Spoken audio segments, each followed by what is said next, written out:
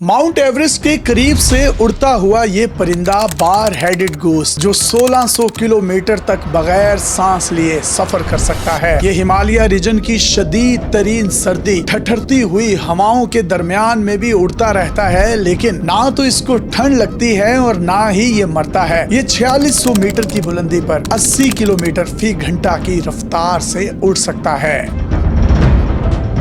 हिमालय के पहाड़ों पर 12 से 14,000 फीट की बुलंदी पर इतनी ज्यादा सर्दी होती है कि अगर आप वहां पर हेलीकॉप्टर लेकर जाएं तो वो नहीं उड़ेगा। आप मिट्टी के तेल को जलाएंगे तो आग नहीं लगेगी। आपके जिस्म का कोई भी हिस्सा हिफाजती कपड़ों या ग्लव से बाहर आ गया तो वो इतना फ्रीज हो जाएगा कि उसको काटने के अलावा कोई हल नहीं होगा। हिमालयन रीजन में इतनी शदीद तरीन सर्दी, बुलंदी और ऑक्सीजन का इंतहाई कम लेवल, लेकिन खुदा की तख्लीक का ये ऐसा शाहकार परिंदा है जिसको देखकर इंसानी अकल भी दंग रह जाती है। बार हेडेड गूस हंस की एक किस्म है। ये सेंट्रल एशिया, पाकिस्तान, नेपाल, बांग्लादेश और इंडिया में पाया जाता है। ये अंडे भी बुलंदो बाला जगहों पर देता है और अपने बच्चे भी वहीं निकालता है। ये माउंट एवरेस्ट के पास से फ्लाई करते हुए तिब्बत के एरिया में पहुंचते हैं और वहीं अंडे निकालते हैं और वहीं बच्चे देते हैं। माउंट एवरेस्ट 8000 मीटर से भी ज्यादा बुलंद है, लेकिन ये परिंदा 4600 मीटर की बुलंदी पर उड़ता है और अपनी प्रवास के दौरान दर्रों का इंतखाब करता है। यानी पहाड़ों के दरमियान जो रास्ते होते हैं, वादियां होती हैं, झीलें होती हैं, ये उनके ऊपर प्रवास करते हुए माउंट एवरेस्ट से तिब्बत तक आते हैं।